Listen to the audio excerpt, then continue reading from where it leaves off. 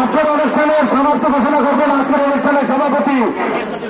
আজকের অনুষ্ঠানের সভাপতি জনাব রুহুল আমিন মোল্লা স্যারকে আজকের এই অনুষ্ঠান সমাপ্তি ঘোষণা করার জন্য অনুরোধ করছি।